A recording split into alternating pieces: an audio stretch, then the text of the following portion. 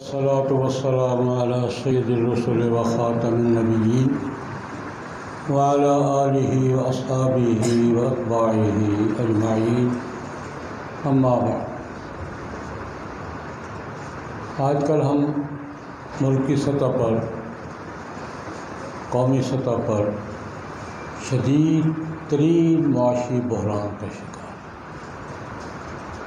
اور جو دن آگے بڑھ رہے ہیں اس معاشی بحران کی سنگینی، شدت اور سختی میں اضافہ ہوتا جا رہا ہے اور کمی کے کوئی آثار دکھائی نہیں دے رہے۔ اس کے اسباب پہ ایک تبصرے تو وہ ہے جو ہم ایک دوسرے پہ الزام لگا رہے ہیں، اس نے کیا، وہ کہتا اس نے کیا، وہ کر رہا ہے، کہتا وہ کر رہا ہے۔ ایک تو وہ ماحول ہے ہمارا، ایک دوسرے پہ ڈال رہے ہیں، وہ کہتے ہیں سارا اسے کیا تھا، ان کا سارا یہ کر رہے ہیں۔ اس سے ہٹ کر اس صورتحال کے بارے میں دین ہماری کیا رہنمائی کرتا ہے، بالخصوص قرآن پاک کیا کہتا ہے، اس پر دو تین باتیں ہیں۔ اللہ رب العزت نے قرآن کریم میں ایک واضح بات ارشاد فرمائی ہے، فرمایا من اعرض عن ذکری فإن لہ معیشۃ ضنکا، جس نے میرے ذکر سے، میری ہدایات سے، میرے احکام سے اعراض کیا، اس کی معیشت تنگ ہی ہوگی۔ فإن لہ معیشۃ ضنکا، مطلب قرآن پاک کی آیت ہے، جس نے میرے ذکر سے، میرے احکام سے، میری ہدایات سے اعراض کیا، اس کی معیشت کیا ہوگی؟ تنگ۔ اور آج ہم اسی تنگی کی انتہا پہ پہنچے ہوئے۔ یہاں ایک سوال ذہن میں آتا ہے، بعض دوستوں نے کیا بھی ہے، کہ کافر تو مانتے ہی نہیں ہیں، تو ان کی معیشت تنگ کیوں نہیں ہے؟ یہ بحران جو ہمیں درپیش ہے، کافر ملکوں پہ درپیش نہیں ہے، وہ مانتے ہی نہیں ہیں۔ ان کے ساتھ یہ تنگی کیوں نہیں ہے اور ہمارے ساتھ یہ تنگی کیوں ہے؟ سادہ سا سوال ذہن میں آتا ہے۔ میں گزارش کروں گا، قرآن کریم نے ماننے والوں کے لیے اور نہ ماننے والوں کے لیے الگ الگ ضابطے واضح بیان فرمائے۔ اللہ پاک فرماتا ہے من کان یرید العاجلۃ عجلنا لہ فیہا ما نشاء لمن نرید ثم جعلنا لہ جہنم، جو صرف یہ دنیا مانگتا ہے نا، آخرت پہ اس کا یقین نہیں ہے، میں دنیا کو کچھ نہ کچھ دے سکتا۔ بالکل صراحت کا من کانا یرید العاجلہ، جو دنیا ہی مانگتا ہے، جس کا آخرت کے بارے میں کوئی تصور نہیں ہے، دنیا ہی اس کی سب کچھ ہے، تو میں اس کو عجلنا لہم فیہا ما نشاء لمن نرید، جتنا چاہتا ہوں، جس کو چاہتا ہوں دے دیتا ہوں۔ ان کے لیے تو ضابطہ یہ ہے ومن اراد الآخرۃ وسعی لہا سعیہا، جو آخرت پہ بھی یقین رکھتا ہے، آخرت مانگتا ہے اور اس کے لیے کوشش بھی کرتا ہے، وہ مومن ہے، اس کا ضابطہ ہے۔ یہ جو من اعرض عن ذکری ہے نا، اعراض کہتے ہی اس کو ہے کہ سامنے نظر آ رہا ہے اور منہ بہل رہا ہے۔ اعراض انکار کو نہیں کہتے، انکار اور چیز ہوتی ہے، اعراض اور چیز ہوتی ہے۔ یہ ضابطہ ہمارے لیے ہے کہ تم میرے حکموں پر نہیں چلو گے تو میں دنیا کی معیشت تمہارے لیے کیا کر دوں گا؟ تنگ کر دوں گا۔ اعراض ہوتا ہے مان کر منہ پھیر لینا، انکار ہوتا ہے انکار اور چیز ہے، اعراض اور چیز۔ یہ ضابطہ اللہ پاک نے ہمارے لیے بیان فرمایا ہے، من اعرض عن ذکری، جس نے میرے ذکر سے اعراض کیا، میں اس کی معیشت تنگ کرتا چلا جاؤں گا۔ اس کا ایک واضح ہمارے سامنے اسباب کے درجے میں بھی یہ حقیقت سامنے ہے۔ اعراض کا ایک چیز یہ ہے نا کہ ہم نے پاکستان بننے کے بعد، پاکستان بنتے وقت جو اللہ کے قوانین کے نفاذ کا وعدہ کیا تھا، پورا کیا ہم نے، اب پورا کر رہے ہیں، آئندہ پورا کرنے کے موڈ میں ہیں۔ ایک دائرہ سے اللہ سے وعدہ کیا تھا نہ کیا ہے، نہ کر رہے ہیں، نہ کرنے کے موڈ میں. یہ تو عمومی بات ہے. لیکن ایک واضح بات بھی ہے، سود کے بارے میں اللہ پاک کیا فرماتے ہیں اور دنیا کیا کہتی ہے، آج کی جدید ترین تحقیق کیا کہتی ہے. اللہ پاک یہ فرماتے ہیں، ما آتیتم من ربا لیربو فی اموال الناس فلا یربو عند اللہ وما آتیتم من زکاۃ تریدون وجہ اللہ اولئک هم المضعفون. تم سود کا کاروبار کرتے ہو مال میں اضافے کے لیے، اما نوٹ کر لو اضافہ نہیں ہو. ما آتیتم من زکاۃ ما آتیتم من ربا لیربو فی اموال الناس. تم سود کا کاروبار کرتے ہو، کیوں کرتے ہو؟ لیربو فی اموال الناس، مال میں اضافہ ہوگا، مال بڑھے گا.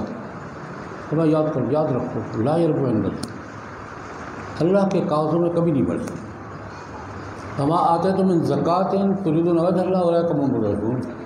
اللہ کے راستے میں خرچ کرو گے اللہ کی رضا کے لیے، تمہارے مال میں اضافہ ہوگا، اللہ کا وعدہ ہے. یہ تو قرآن کہہ رہا ہے. آج کی معاشی تحقیق کیا کہہ رہی ہے؟ ہمارے یہاں مہنگائی اور ہر چیز بڑھ رہی ہے. کیوں بڑھ رہی ہے؟ کہ ہمارے قرضے بڑھ رہے ہیں. قرضے کیوں بڑھ رہے ہیں؟ کہ سود بڑھ رہا ہے. ہمارے قرضے زیادہ ہیں کہ سود زیادہ ہے؟ قرضوں کے پیچھے سود ہے. ہماری معیشت کا بڑا حصہ سود میں جا. سود ہماری معیشت کی بربادی کا اور بحران کا سب سے بڑا ذریعہ عالم اسباب میں بھی یہی ہے. بڑے رپورٹیں میرے اقوامی اداروں کی، آئی ایم ایف کی رپورٹ پڑھیں. خود آئی ایم ایف ہمیں جکڑے ہوئے ہیں نا. ہمیں جٹ جفا کس نے مارا ہوا ہے؟ ہمیں جٹ جفا کس نے لگایا ہوا ہے؟ آئی ایم کی رپورٹیں پڑھیں کہ ہماری معیشت کی بربادی کا سبب سود ہے. ہم 10 دفعہ فیصلہ کر چکے کہ سود ختم کریں گے، اور دنیا میں بہت سے ملکوں نے ختم کیا ہے، سینکڑوں اداروں نے ختم کیا ہے. تجربات میں ہمارے سامنے ہیں. اب یہ بات بھی نہیں کہ نہیں ہو سکتا جی، اب یہ بات بھی نہیں رہی کہ ہو نہیں سکتا، ہو رہا ہے. سود کے بغیر دنیا کے 13 ملک چل رہے ہیں، جاپان سمیت. 200 بینک دنیا میں چل رہے سود کے بغیر. ہو رہا ہے. یہ بہانہ بھی نہیں رہا کہ نہیں ہو سکتا، لیکن ہم واپس آنے کو تیار ہیں. میری گزارش صاحب سمجھے، پہلے یہ بہانہ نہیں ہو سکتا، ہو نہیں سکتا جی. اب ہو سکتا نہیں، ہو رہا ہے. جو تجدیشے کی بات میں نے جمعے پہ بھی سنائی تھی، وفاقی شرعی عدالت نے جو فیصلہ کیا ہے، بڑی 30 سال کے بعد فیصلہ آیا. اس میں جس بینک نے اپیل کی تھی نا کہ سپریم کورٹ کا فیصلہ قابل عمل نہیں ہے، آج سے 22 سال 23 سال پہلے فیصلہ ہوا تھا، سپریم کورٹ نے فیصلہ کیا تھا کہ ختم کرو، تو ایک بینک چلا کسی قابل عمل نہیں ہے. وہ اپیل 19 سال چلتی رہی، 19 سال چلتی رہی. 2003 میں اپیل دائر ہوئی تھی، 2013 میں پہلی تاریخ نکلی تھی، 10 سال کے بعد. پھر شور مچا، شور مچانے میں ہم بھی تھے، پھر وہ تاریخیں نکلی، اب فیصلہ ہوا. اسی بینک سے سوال ہوا کیا جج صاحبان نے کہ جناب آپ کہتے ہیں سود کے بغیر نظام قابل عمل نہیں ہے، یہی وجہ ہے. آپ کے بینک نے سود کے بغیر کوئی کاؤنٹر کھولا ہوا ہے؟ کھولا ہوا ہے. وہ کامیاب ہے کہ ناکام؟ وہ تو کامیاب ہے. آپ کے بینک کا کاؤنٹر کامیاب ہے، وہ کامیاب نہیں ہے. عدالت نے یہ کہ آپ نے کاؤنٹر کھولا وہ کامیاب ہے، اور یہ کاؤنٹر ملک میں چلے گا تو ناکام ہو جائے گا. کیا کرنا ہے؟ اور یہ پوائنٹ 22 بنا ہے فیصلے کا کہ یار یہ بہانہ فضول ہے کہ قابل عمل نہیں ہے. امریکہ میں چل رہا ہے، برطانیہ میں چل رہا ہے، جاپان میں چل رہا ہے، چائنا میں چل رہا ہے، تمہارے کیوں نہیں چل سکتا؟ اصل میں ہمارا مسئلہ یہ ہے کہ ہم جن لوگوں کے ہاتھوں میں جکڑے ہوئے ہیں وہ ہمیں کرنے نہیں دے رہے اور ہم ان کو ناراض نہیں کرنا چاہتے۔ بات سیدھی سی، جنہوں نے ہمیں جکڑا ہوا ہے اپنے سود وصول کو، وہ پیسے نہیں لیتے۔ ہمارے ایک دوست سے برطانیہ میں، اب بھی اللہ پاک سلامت رکھے، آج سے کافی عرصے پہلے کی بات ہے، مکان میں رہتے تھے، وہاں تو قسطیں ہی چلتی ہیں۔ امریکہ برطانیہ میں رہنے والے دوست آتے ہیں، میں جاتا ہوں، قسطیں ہی چلتی ہیں، ساری زندگی ایک دو مکان لے لیا، ساری زندگی قسطیں دیتے رہے۔ ایک دوست سے مجھے بتایا کہ مولانا میں نے یہ مکان جس میں رہ رہا ہوں قسطوں پہ لیا تھا، خریدا تھا 13,000 پاؤنڈ کو زبان میں، 26,000 پاؤنڈ دے چکا ہوں سود میں، 13,000 اسی طرح۔ یہ ہے سود کا سسٹم۔ اشرف خان آزاد کشمیر کیا ہے، ابھی اللہ پاک سلامت رکھے، میرے دوست ہے، اکثر انہیں کیا ٹھہرتا تھا، لندن میں جب جاتا تھا۔ مکان کو اس زمانے کی بات ہے، پچھلی صدی کی بات کر رہا ہوں، تو 13,000 پاؤنڈ میں خریدا تھا، 26,000 پاؤنڈ قسطیں دے چکا ہوں، 13,000 پاؤنڈ ابھی اسی طرح۔ چال ہے یہودیوں کا۔ اب دنیا تو راستے نکال رہی ہے نکلنے کے، ہم راستے نکلے ہوئے راستے پر نہیں چلنے کو تیار۔ اس کا مطلب یہ ہے، پہلا جملہ میں نہیں بولتا، حجتہ لٹیر تو ہے یہاں۔ وہ کیا جملہ ہے؟ حجتہ لٹیر ہمارے پاس ہو، ہم کرنا نہیں چاہ رہے۔ اور یہ بات یاد رکھیں، جب تک کریں گے یہ تو کرنا ہی پڑے گا۔ 50 سال اور مار کھا کے، مہنگائی کو 20 گنا اور بڑھا کے، پھر بھی یہی کرنا پڑے گا۔ ہمیں کہیں بریک لگانی پڑے گی، لگانی پڑے گی، نہیں لگانی پڑے گی تو ہماری درخواست ابھی لگا لو یار۔ جو بریک 20 سال، ہم تو 20 سال پہلے کہہ رہے تھے، سپریم کورٹ کے فیصلے کے وقت بھی جو 200 یا کر جو بریک 20 سال بعد لگانی، آج ہی لگا لو۔ آج بھی یہی عرض کر رہا ہوں کہ یہ بریک جو 20 سال کے بعد 10-20 چوتے اور کھا کے لگانی، ابھی لگا لو یار۔ وہ 4 سال بھگتیں گے ہم، مجھے معلوم ہے کہ ہم بریک لگائیں گے تو بھگتیں گے، بھگتنا پڑے گا۔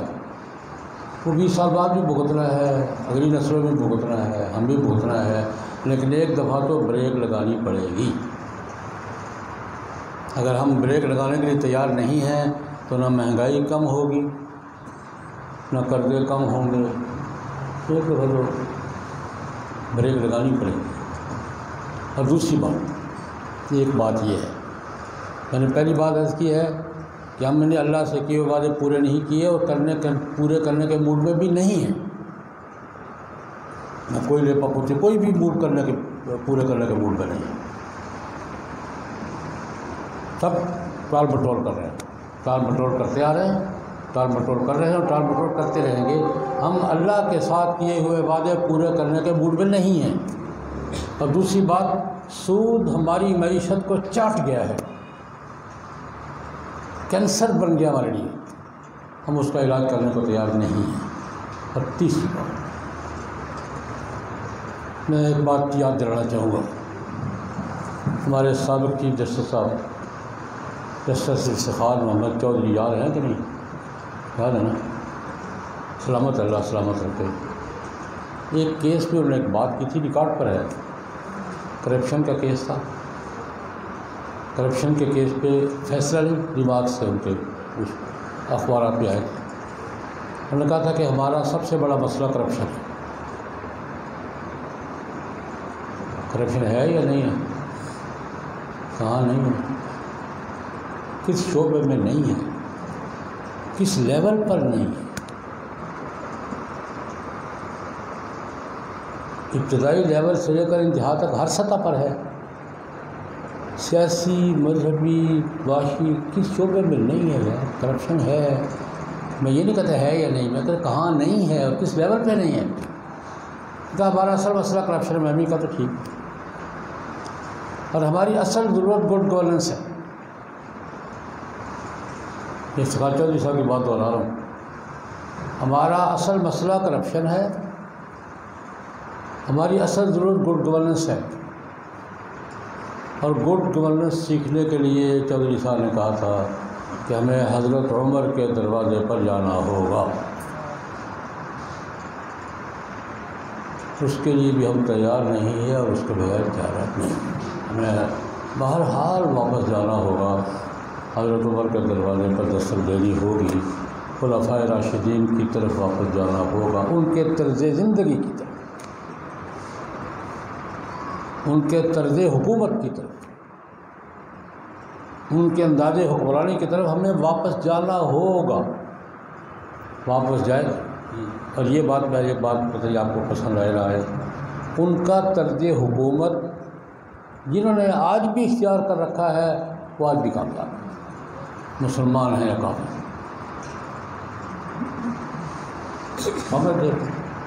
جنہوں نے ان کا انداز حکومت اختیار کیا ہے نا، ان کی ویلفیئر اسٹیٹ کا تصور، ان کا عوامی زندگی کا تصور، یہ تعیشات اور یہ تکلفات سے اسٹیٹس اور پروٹوکول سے پاک زندگی کا تصور آج بھی جنہوں نے اختیار کیا ہوا ہے نا، آج بھی وہ کامیاب ہے، مسلمان ہوئے بغیر بھی کامیاب ہے. اگر وہ مسلمان ہوئے بغیر کامیاب ہیں حضرت عمر کا انداز حکومت اختیار کر کے، تو ہم مسلمان ہو کے کامیاب نہیں ہوں گے. اللہ کرے کہ ہم اس طرف روحیں، ہمارا ہم ٹریک پہ چڑھ گئے. جس دن ہم ٹریک پہ چڑھ گئے انشاءاللہ مسائل بھی حل ہوں گے اور انشاءاللہ ہم ترقی بھی کریں گے. لیکن ٹریک پر چڑھے بغیر یہ گاڑی یوں ہی لڑکتی رہے گی. اللہ پاک ہمارے حال پر رحم فرمائیں. اللہم صلی اللہ علیہ وسلم.